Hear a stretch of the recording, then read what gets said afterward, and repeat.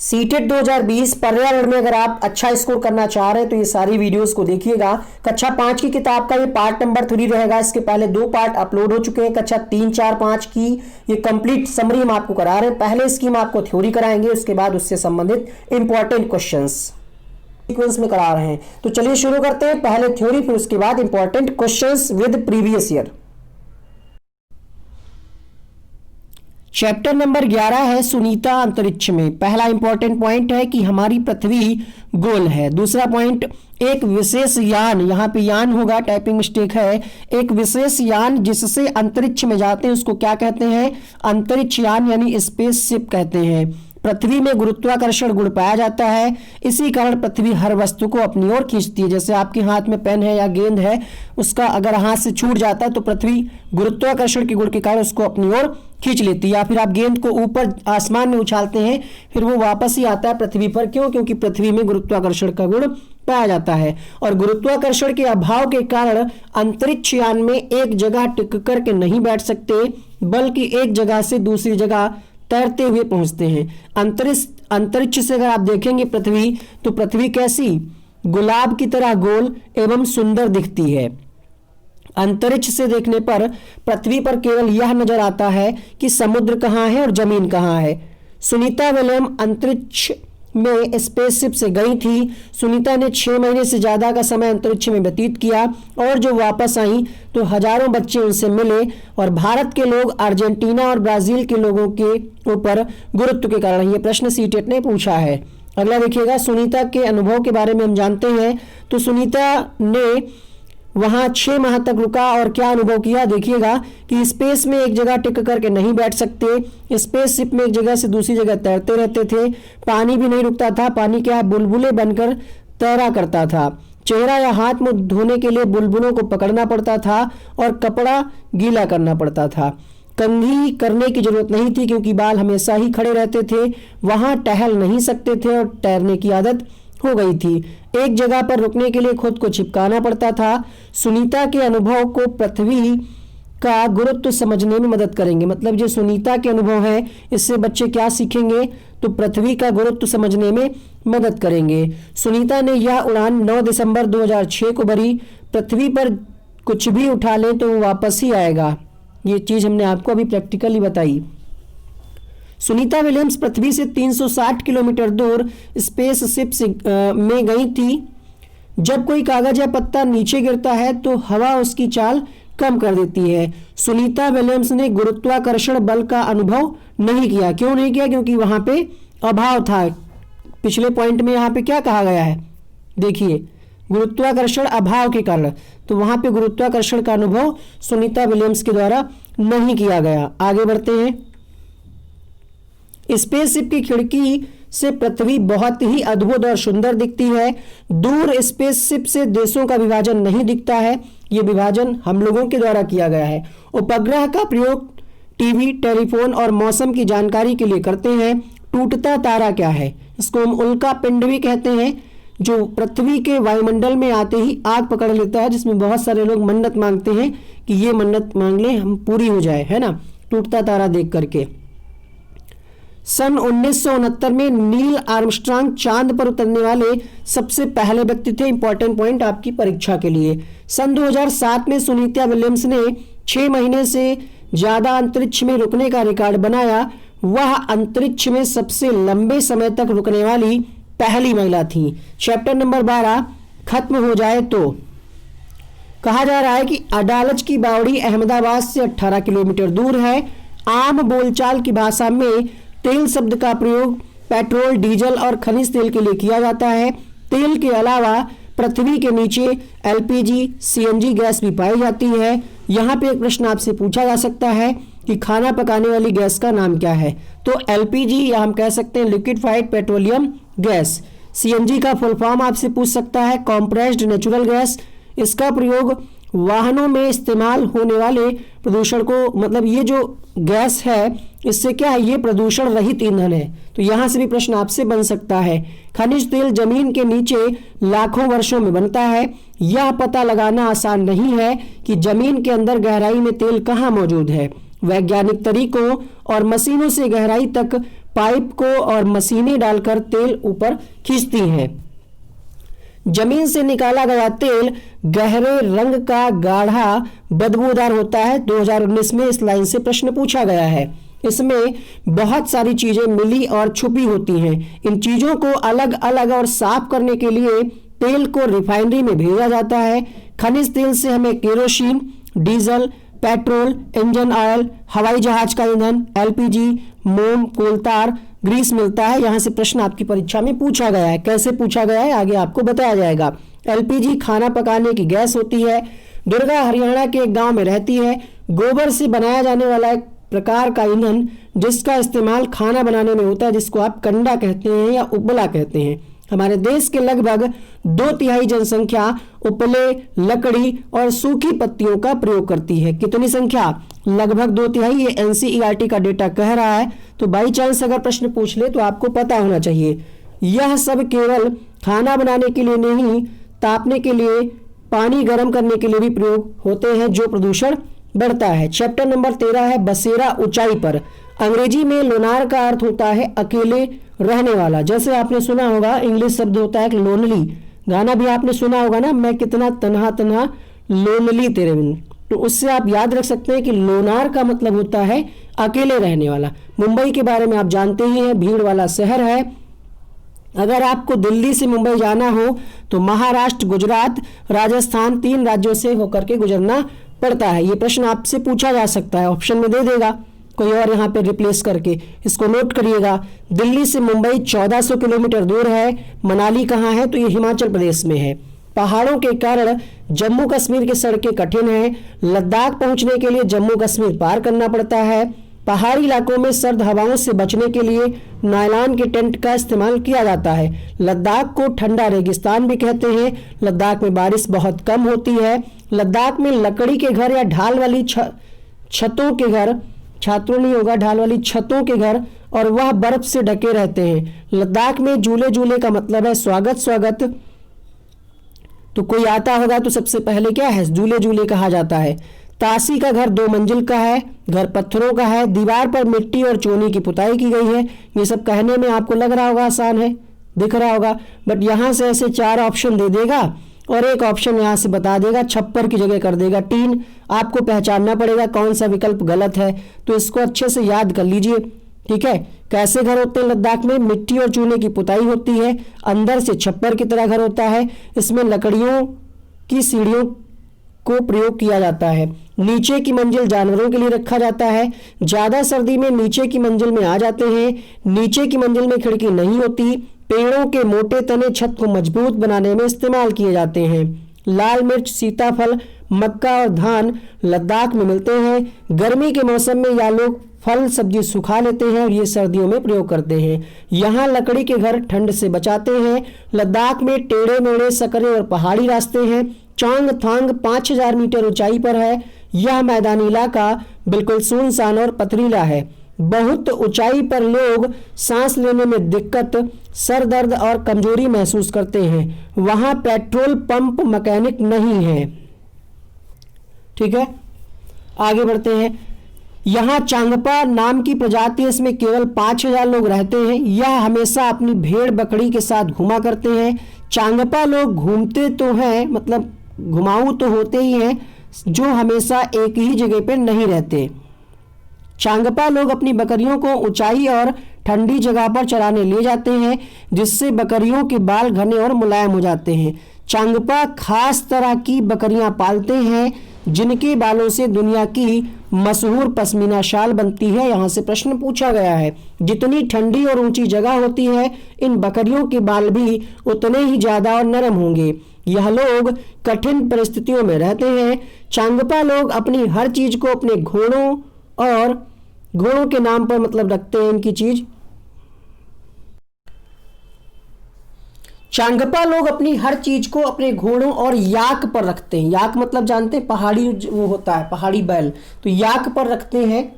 ठीक है, और इन्हें 2 से 2.5 घंटे अपना डेरा समेट कर निकलने में लगता है। चांगपा अपने टेंट को क्या कहते हैं? तो रेबो कहते हैं, ध्यान रखिएगा, पूछा जा सकता है। याक के बाल बहुत मजबूत और गर्म होते हैं जो ठंडी बर्फीली हवाओं से रक्षा करते हैं। यहाँ सर्दियाँ 70 किलोमीटर प्रति घंटा की गति से हवाएं चलती हैं। सर्दियों में मतलब हवाएं जो हैं बहुत ठंड हवाएं चलती हैं। रेबो के पास से भेड़ बकरियों के रखने के लिए जगह बनी होती है, इसे चांगपा कहते हैं। क्लियर हुई ये बात? चांगपा कहते हैं, चांगपा लेखा कहते हैं, सॉरी। चांगपा की भाषा में चांगथांग का मतलब ऐसी जगह जहां कम लोग रहते हैं। चांगथांग इलाके में तापमान 0 डिग्री से काफी कम हो जाता है। 42वां पॉइंट ये कहा जा रहा है। 43वां पॉइंट है यहाँ पे, लेखा की दीवारें पत्थरों और चट्टानों को एक दूसरे पर रख करके बनाते हैं। समझ में नहीं आया होगा ये पॉइंट क्या? देखिए, कहने का मतलब ये है जो दीवारें होती हैं वहां की, लेखा की दीवारें जो लिखने वाली, ठीक है, उनको कैसे बनाया जाता है? तो पत्थरों और चट्टानों को एक दूसरे पर रख करके बनाया जाता है। हर परिवार अपने जानवर पर विशेष चिन्ह बनाता है।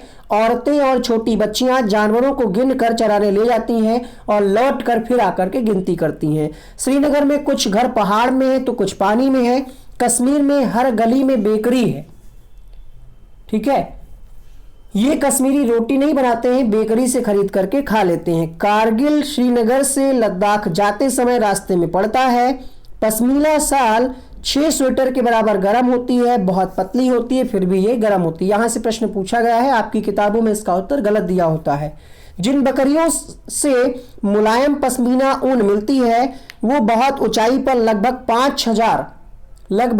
5000 मीटर ऊपर मिलती हैं। यहाँ सर्दियों में तापमान 0 डिग्री सेंटीग्रेड से 40 डिग्री सेंटीग्रेड तक चला जाता है, ठीक है।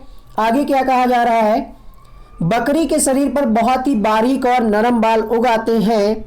इन बालों को बकरियां गर्मी में गिरा देती हैं, जिनका प्रयोग पश्मीना शाल बनाने में होता है। इनका एक बाल इतना पतला होता है कि इनके 6 बाल हमारे एक बाल के बराबर होंगे। एक बुनकर लगभग 250 घंटे की बुनाई के बाद एक साधारण शाल बनाता है।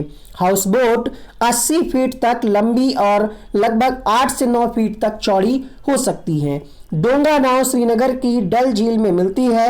अंदर से यह कई कमरों के घर जैसी लगती है। लकड़ी एक सुंदर डिजाइन होती है।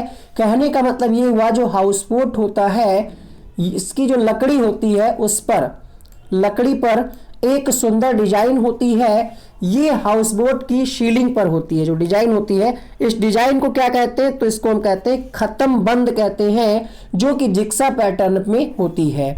कश्मीर के गांव में ये मान करके चलिएगा एक प्रश्न इस चैप्टर से जरूर आएगा, क्योंकि इतनी ज्यादा इसमें बातें कही जा रही हैं, कहीं से भी कोई 4 पॉइंट दे करके आपसे सही गलत पूछ सकता है।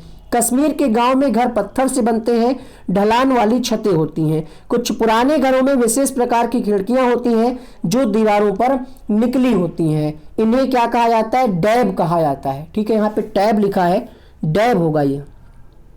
इन्हें डैब कहा जाता है।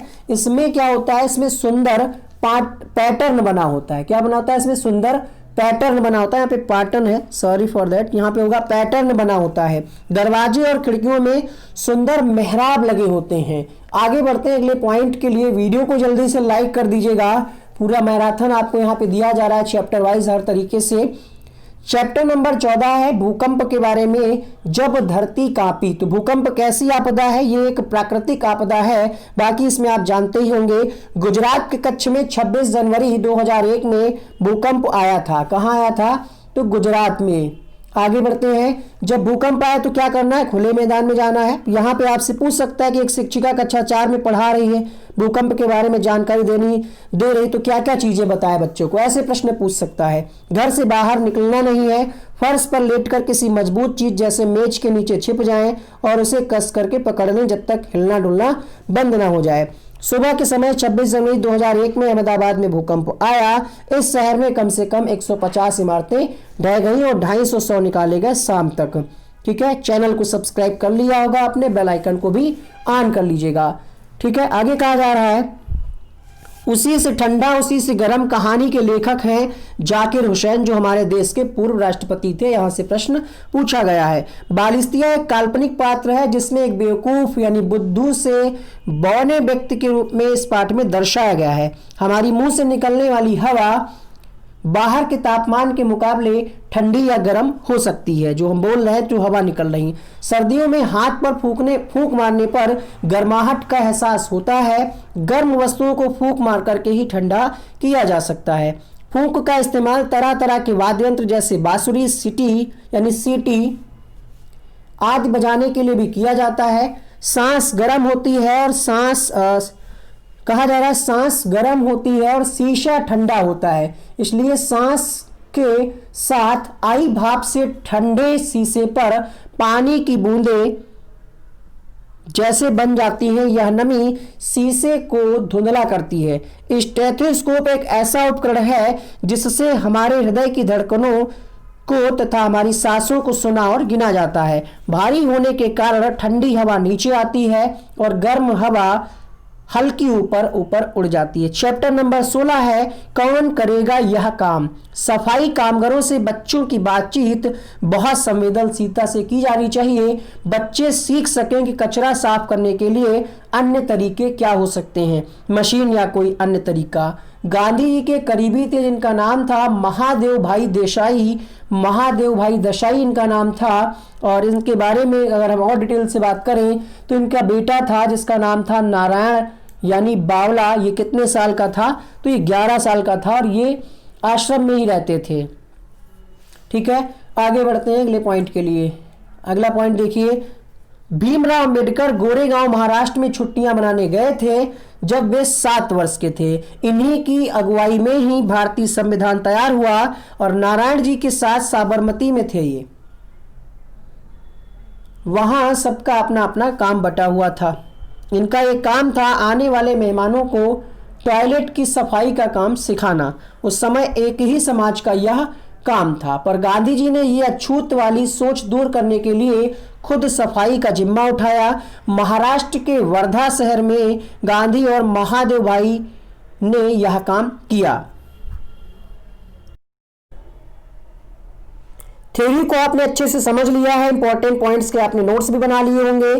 तो अब चलिए शुरू करते हैं क्वेश्चंस की सीरीज में। यहाँ पे आपके लिए 32 क्वेश्चंस कराएंगे। जितने भी लेसन हमने आपको कराए हैं, देखिए कक्षा 5 की किताब में बहुत सारे चैप्टर हैं, तो इसको कई पार्ट में हम ला रहे हैं। पहले थ्योरी प्लस क्वेश्चन, तो थ्योरी आपने पढ़ लिया, इससे संबंधित 32 क्वेश्चन हमने सेलेक्ट किए हैं। इसमें कुछ प्रीवियस ईयर होंगे, कुछ नए प्रश्न भी होंगे। तो देखिए आप 32 में कितने सही कर पा रहे हैं थ्योरी करने के बाद। कमेंट करके जरूर बताइएगा कि कितने प्रश्न के उत्तर आप सही कर पाए हैं 32 क्वेश्चंस में। जिनको भी नोट्स लेना है, सीटेट पेपर 1 पेपर 2 हर सब्जेक्ट के नोट्स उपलब्ध हैं। इस नंबर पर आप व्हाट्सएप करके नोट्स प्राप्त करने का प्रोसेस चार्ज आप जान सकते हैं। तो चलिए शुरू करते हैं पहले प्रश्न से। क्वेश्चन नंबर 1 है, किस गुण के कारण पृथ्वी हर वस्तु को अपनी ओर खींचती है? घर्षण बल, गुरुत्वाकर्षण बल, उत्प्लावन बल या फिर अपकेंद्रित बल? पहला प्रश्न आपके सामने और आंसर होगा इसका गुरुत्वाकर्षण बल के कारण पृथ्वी हर वस्तु को अपनी ओर खींचती है। डैश के अभाव के कारण अंतरिक्ष यान में एक जगह टिक करके नहीं बैठ सकते, बल्कि एक जगह से दूसरी जगह तैरते हुए पहुंचते हैं। प्रश्न संख्या 2, तो ये वहां पे जो है अंतरिक्ष में गुरुत्वाकर्षण बल का अभाव होता है, इसके कारण एक जगह टिक करके नहीं बैठ सकते। अंतरिक्ष से देखने पर पृथ्वी डैश की तरह एवं सुंदर दिखती है। तो अंतरिक्ष से जब आप पृथ्वी को देखेंगे तो ये ग्लोब की तरह गोल और सुंदर दिखेगी, तो इसका बी ऑप्शन सही होगा।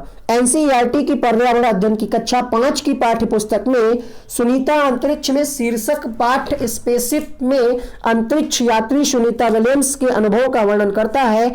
इसमें से गलत कथन आपको पहचानना है। सुनीता विलियम्स अंतरिक्ष में स्पेसशिप से गई थी, सही है। जब वह भारत आई तो हजारों बच्चों को, सही है। 9-12 को उड़ान, सही है। यहाँ पे ऑप्शन गलत कौन सा है? वो है ऑप्शन नंबर बी, क्योंकि यहाँ पे क्या लिखा हुआ 6 वर्ष, और एनसीईआरटी की थ्योरी में ये बात कही गई है कि 6 माह से ज्यादा, तो 6 वर्ष वाला ऑप्शन गलत हो गया। टूटता तारा क्या है? प्रश्न सीटेट 2011 में पूछा गया है।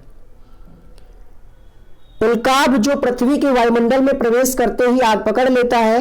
एक समान गति से चलने वाला तारा, एक चमकता पिंड जो वायुमंडल में एक समान गति से चलता है। एक तारा जिसके एक सिरे पर पूंछ होती है। तो यहां पे आपने पढ़ा है, आंसर क्या जाएगा? उल्काब जो पृथ्वी के वायुमंडल में प्रवेश करते ही आग पकड़ लेता है। अगला प्रश्न देखिएगा, पृथ्वी गोल है, वास्तव में पृथ्वी पर ऊपर नीचे कुछ नहीं होता, केवल सापेक्ष होता है। हम भारत के लोग डैश के लोगों के सापेक्ष उल्टे हो सकते हैं। बहुत सारी किताबों में इसका आंसर गलत है, बहुत सारे वीडियोस में भी इसका आंसर आपने गलत पढ़ा होगा। अब इसको सही कर लीजिएगा। अगर आपकी किताब में इसका भी आंसर कुछ और दिया है तो इसको आपको सुधार करने की जरूरत है। भारत के लोग अर्जेंटीना और ब्राजील के लोगों के ऊपर गुरुत्व के कारण है, तो इसका आंसर क्या जाएगा?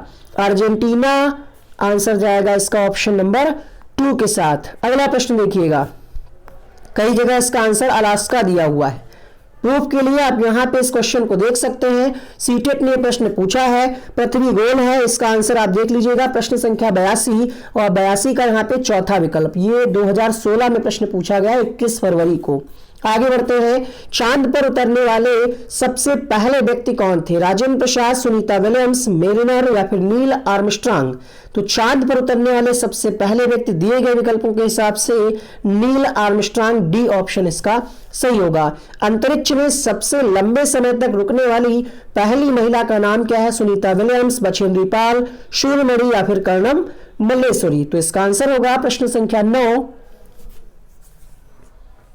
सुनीता विलियम्स। अगला प्रश्न देखिएगा, खाना पकाने वाली गैस है local petroleum gas, liquefied petroleum gas, compressed natural gas, इनमें से कोई नहीं। जब तक हम इन सारे ऑप्शंस को पढ़ते हैं तब तक आपका आंसर माइंड में आ जाना चाहिए। तो एलपीजी होती है खाना पकाने वाली गैस। निम्नलिखित में से पेट्रोलियम के सही अभिलक्षण चुनिए। अच्छी गंध का पतला, तो पतला तो होता नहीं है।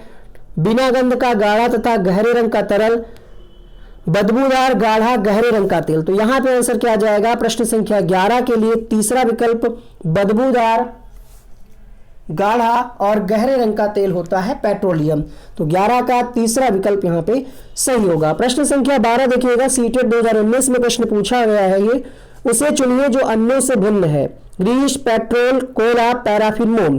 तो पेट्रोलियम पदार्थ के अंतर्गत आ जाता है ग्रीस, पेट्रोल, मोम, लेकिन कोयला नहीं आता। तो इसका तीसरा विकल्प सही होगा। हमारे देश के लगभग 10 जनसंख्या उपले, लकड़ी और सूखी पत्तियों का प्रयोग करती है। 1/3, 2/3, 3/4 या फिर 1/4।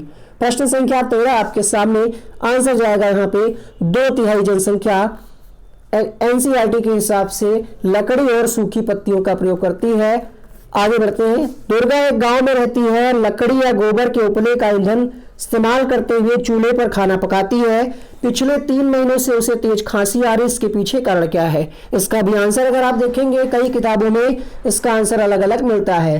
तो फाइनल आंसर आप लॉक करिएगा, जलते हुए ईंधन से उत्पादित काला धुआं जो उसकी श्वसन नली में जम गया होगा, इसी कारण से उसको खांसी आ रही। कार्बन मोनोऑक्साइड यहाँ पे नहीं होगा। कार्बन मोनोऑक्साइड जो है ये जो कार मतलब इस प्रकार के जो वाहन होते हैं उससे निकलता है। इसके लिए भी हमने इसको ऑफिशियली चेक किया तो हमें यहाँ पे मिल गया। फिलहाल एनसीईआरटी में सही है, बट आप लोग कहते हैं हमने तो ये पढ़ा है किताब में, उन वीडियो में तो ये पढ़ा है, इसलिए हमें चीजें दिखाना पड़ता है। ठीक है, एलर्जी नहीं होगा यहाँ पे, कार्बन मोनोऑक्साइड नहीं होगा। क्वेश्चन नंबर 66 है, प्रूफ के तौर पे आप देख सकते हैं। प्रश्न संख्या 66, आंसर है 66 का दूसरा विकल्प। दूसरा विकल्प ये देखिए आप, विटामिन ऐसे पदार्थ है जो, ये लास्ट चैप्टर का क्वेश्चन एक छूट गया था तो हमने सोचा इस बार रख लेंगे। विटामिन क्या है? तो विटामिन हीनता जन्य रोगों से लड़ने के लिए थोड़ी मात्रा में आवश्यक है, इसलिए इस प्रश्न का आंसर जाएगा ऑप्शन नंबर 1 के साथ। ग्रामीण क्षेत्रों में गाय के गोबर से झोपड़ी की दीवारों और फर्श को लीपा जाता है, क्यों? इसका भी कई किताबें आंसर लिख देती हैं, चिकना और साफ बनाने के लिए। तो यहां पे जो सही आंसर होगा प्रश्न संख्या 16, आप सबको पता होना चाहिए, कीड़ों को दूर रखने के लिए। अगला प्रश्न देखिएगा, एक किसान दानों को भूसे से अलग करना चाहता है, जिस प्रक्रिया से किया जाता है वो कहलाती है। ये प्रश्न इस चैप्टर का नहीं है, बट इस प्रश्न में काफी विवाद रहता है। ज्यादातर किताबें इसका आंसर लिखती है थ्रेशिंग, जो कि है गलत पूर्णतया। इसके लिए हमने इस क्वेश्चन को रखा है यहाँ पे, आंसर इसका निष्पावन होगा। किसी ने कमेंट भी किया था कि सर इसका डाउट क्लियर कर दीजिए। चलिए दिखाते हैं आपको एनसीईआरटी में क्या कहा गया है। वैसे ये क्वेश्चन आउट ऑफ सिलेबस आया है क्योंकि ये कक्षा 3, 4, 5 की किताब से नहीं है, तो 1-2 प्रश्न आपकी परीक्षा में आ सकते हैं, उसका उत्तर अगर आपको ना पता हो तो उसमें उलझिएगा मत, अगर आता है तो अच्छी बात है। ठीक है, और ये क्वेश्चन साइंस में आया था, मतलब साइंस का ये टॉपिक है, वहां से आया है। देखिए यहाँ पे थ्रेशिंग क्या है। आपने खेत या खलिहानों में गेहूं या चावल की सूखी डंडियों, सूखे पौधों के गट्ठर देखे होंगे। सूखे पौधों से अनाज को अलग करने से पहले धूप में सुखाया जाता है। प्रत्येक सूखे पौधे की डंडी पर अन्न कण लगे होते हैं, जैसे धान की पिटाई होती है ना। खेतों में रखे सैकड़ों गट्ठर पर लगे अन्न कणों की संख्या की परिकल्पना करिए। आपको मेन पॉइंट हम दिखाते हैं, फिगर से आप समझिए इसको। ये देखिए, सूखे पौधों की डंडियों से अन्न कणों तथा अनाज को पृथक करने के प्रक्रम को थ्रेशिंग कहते हैं। थ्रेशिंग का पिक्चर देखिए यहाँ पे आप, बिल्कुल साफ। अब आप बताइए उसका आंसर थ्रेशिंग होगा या निष्पावन होगा। तो आपको निष्पावन भी दिखा दे क्या होता है। ये निष्पावन का फिगर देखिए। निष्पावन में क्या कहा जा रहा है देखिए, किसी मिश्रण के अवयवों को इस प्रकार पृथक करने की विधि निष्पावन कहलाती है। निष्पावन का उपयोग पवनों अथवा वायु के झोंकों द्वारा मिश्रण से भारी तथा हल्के अवयवों को पृथक करने में किया जाता है। क्वेश्चन क्या है आप एक बार फिर से देखिए। क्वेश्चन में था कि किसान जो है दानों को भूसे से अलग कर रहा है। तो दानों को भूसे से अलग कर रहा है, प्रक्रिया कौन सी होगी? देखिए यहां पे देखिए, हल्के भूसे को भारी अन्न कणों से पृथक करते हैं, तो ये प्रक्रिया निष्पावन है, थ्रेसिंग नहीं होगा। थ्रेसिंग जब होता है जब यहां पे हम डंडियों से पृथक करते हैं, तब थ्रेशिंग होता है। तो इसका आंसर आप निष्पावन ही लगाइएगा। लिखा भी है साफ साफ कि साधारणतः किसान इस विधि का उपयोग हल्के भूसे को भारी अन्न कणों से पृथक करने के लिए करते हैं। तो निष्पावन इसका है। अगर आपको अभी भी ना यकीन हो तो भाई इससे ज्यादा कुछ कर नहीं सकते। अगला देखिए यहाँ पे अगला प्रश्न, निम्नलिखित में से किसे ठंडा रेगिस्तान कहा जाता है? मेघालय, मडगांव, लद्दाख या फिर रेगिस्तान? तो आप सबको पता होना चाहिए, ठंडा रेगिस्तान कहते हैं लद्दाख को। सी ऑप्शन यहाँ पे सही होगा। एक और प्रश्न ये पूछा गया सीटेट 2019 में, हमारे देश में निम्नलिखित स्थानों में से कौन सा ठंडा रेगिस्तान है? सेम क्वेश्चन पूछने का तरीका बदला है, आंसर लद्दाख होगा। निम्नलिखित में से लेह और लद्दाख के मकानों की विशेषताओं को चुनिए। पेड़ के तनों से बनी लकड़ी की ढालू छतें, निचली मंजिल पर कोई खिड़की नहीं, पत्थर, मिट्टी और चूने से बनी दीवारें, लकड़ी के फर्श। अब लद्दाख के बारे में यहाँ पे 3 ऑप्शन के मतलब कूट दिए हुए हैं, एक कोई ऑप्शन होगा जो गलत होगा। तो देखते हैं कैसी होती हैं छतें लद्दाख के जो घर होते हैं। अभी अभी आपने पढ़ा इसके बारे में। तो देखिएगा, आपने लद्दाख के बारे में पढ़ा था कि यहाँ पे निचली मंजिल पे कोई खिड़की नहीं होती है, पत्थर मिट्टी और चूने से दीवारें बनाई जाती हैं, पुताई की जाती है, फर्श लकड़ी की होती है। 3 बातें सही हैं। तो यहाँ पे आंसर कौन सा जाएगा? बी, सी, डी अर्थात चौथा ऑप्शन इसका सही होगा। आगे बढ़ते हैं क्वेश्चन नंबर 21 के लिए। घरों की नीचे दी गई विशेषताओं पर विचार करिए। तो फिर से उसी पैटर्न का क्वेश्चन दोहराया गया। निचली मंजिल पर कोई खिड़की नहीं, बात सही है। इसके बाद देखिएगा, लकड़ी के फर्श अभी भी आपने पढ़ा, ये भी बात सही है। तो आपका ए और ई देखिए किसमें है, ए और ई किसमें है? इसमें ए है बट ई नहीं है। ऐसे आपको टाइम बचेगा पेपर में। इसमें ए है और ई है, यही आंसर होगा क्योंकि और किसी में है ही नहीं। तो इसका ए, डी और ई सही होगा, क्योंकि यहाँ पे बी ऑप्शन कहा जा रहा है कि पेड़ के तनों की लकड़ी से बनी ढालू छतें। ये बात गलत है, ये बात पहले वाले ऑप्शन में भी गलत था।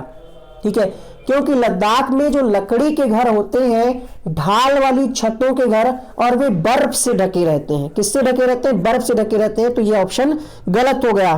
ठीक है, आंसर क्या आ जाएगा? ए, डी और ई। बी और सी गलत है। आगे बढ़ते हैं अगले प्रश्न के लिए, क्योंकि यहां पे गलत क्यों हुआ आपने आपको पूरा रीजन भी बता दिया है, और अगर आपने थ्योरी अच्छे से नहीं पढ़ी है तो ये उत्तर आपका गलत हो जाएगा। चलिए आगे बढ़ते हैं अगले प्रश्न के लिए। किसी पर्वतीय क्षेत्र में परीक्षण करने पर यह पाया गया कि लोगों ने अपने पत्थर, मिट्टी, लकड़ी और चूने से बनाए हैं। ये घर 2 मंजिलें हैं। नीचे मंजिल पर जानवरों को रखते हैं, जरूरत का सामान इकट्ठा करते हैं, स्वयं पहली मंजिल पर रहते हैं। सभी घरों की छतें समतल हैं, पेड़ों के मोटे तनों से बनाया गया है। और ये पर्वतीय तो कहाँ हो सकते हैं? ये आपके जम्मू कश्मीर में ऐसे घर होते हैं। ताशी का घर एक चैप्टर था, उसमें आपने अच्छे से पढ़ा होगा। ठीक है, आगे बढ़ते हैं। पेड़ों के मोटे तनों का इस्तेमाल किया जाता है, बिल्कुल सही बात है। अगला देखिए, ये देखिए ठंडा रेगिस्तान, इसके बारे में आप डिटेल से स्क्रीनशॉट ले लीजिए, अच्छे से पढ़िएगा। देखिए समतल और ठंडा रेगिस्तान, झूले झूले सब आपको पढ़ा है ना। लोनर, एक पश्मीना शाल लगभग डैश साधारण स्वेटरों के बराबर गर्म होती है और इसको बुनने में डैश घंटों का समय लगता है। इसका आंसर आपकी कई किताबों में अलग अलग मिलता है, प्लीज इसको करेक्शन कर लीजिएगा अगर आपकी किताब में कुछ और दिया है। आंसर होगा यहाँ पे 6 और 250। हम आपको सारी चीजें ऑथेंटिक और ऑफिशियली पढ़ाने का प्रयास करते हैं कि कोई गलती ना हो। फिर भी अगर आपको कोई लगता है किसी प्रश्न में कोई गलती है तो आप हमें कमेंट करके जरूर बताइएगा। क्वेश्चन नंबर 23 आपके सामने चौथा विकल्प सही होगा। यकीन नहीं होगा आपको ना कि सर गलत बता रहे हैं। कुछ लोग कहते हैं सर आप गलत बता रहे हैं, क्योंकि उनकी किताब में 10/250 दिया है, कहीं 6/200 दिया है। ठीक है, सारी किताबें अच्छी नहीं होती हैं, इसीलिए हमने आपके लिए नोट्स बना रखा है। सारे नोट्स आप ले सकते हैं ताकि कोई गलत चीज आप ना पढ़ें। 6 स्वेटरों के बराबर गर्म होती है, 250 घंटे का समय लगता है। यहां से प्रश्न पूछा गया है, अगली बार यहां से कहीं से पूछ सकता है, तो ये सब आपको याद होना चाहिए। डल झील कहाँ है? हिमाचल प्रदेश, जम्मू कश्मीर, अरुणाचल प्रदेश, मेघालय। डल झील कहाँ है? प्रश्न संख्या 24। तो डल झील आपका है जम्मू कश्मीर में। आंसर होगा ऑप्शन नंबर 2। अगला देखिए, डोंगा नाव श्रीनगर की डल झील में मिलती है, अंदर से या कई कमरों के घर जैसी लगती है, लकड़ी एक सुंदर डिजाइन होती है, इस डिजाइन को क्या कहते हैं? मेहराब, खत्मबंद, चांगपा, मधुबनी। तो इस डिजाइन को खत्मबंद कहा जाता है। ऑप्शन नंबर 2 यहां पे सही होगा। कक्षा 5 की पर्यावरण अध्ययन की पाठ्यपुस्तक का एक पाठ उसी से ठंडा उसी से गर्म डॉक्टर जाकिर हुसैन द्वारा लिखी गई एक कहानी है। उन्होंने बच्चों के लिए ऐसी कहानियां लिखी हैं। अपनी मृत्यु के समय कौन थे? तो एकमात्र ऐसे प्रधान राष्ट्रपति थे ये। आंसर जाएगा यहाँ पे ऑप्शन नंबर 3 के साथ।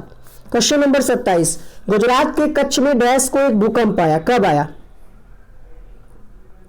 हर चीज आपको याद होनी चाहिए, तो लिमिटेड चीजें हैं। कक्षा 3, 4, 5, 50 पेज का बस आपको पढ़ लेना, थ्योरी बिल्कुल याद कर लेनी है। तो इसमें 27-28 तक नंबर आपका आराम से आ जाएगा। तो 26 जनवरी 2001 में गुजरात के कच्छ में भूकंप आया था। अगला प्रश्न देखिएगा, वह उपकरण जिससे हमारे हृदय की धड़कनों को तथा हमारी सांसों को सुना और गिना जाता है उसको क्या कहेंगे? Barograph, telescope, epidiascope, stethoscope. Question number 28 answer जाएगा स्टेथोस्कोप के साथ। महात्मा गांधी जी के बारे में असत्य कथन पहचानिए। पहला ऑप्शन, महात्मा गांधी ने दांडी मार्च की शुरुआत की थी, बिल्कुल सही है। गांधी जी के करीबी साथी महादेव भाई देसाई थे, बिल्कुल ठीक है।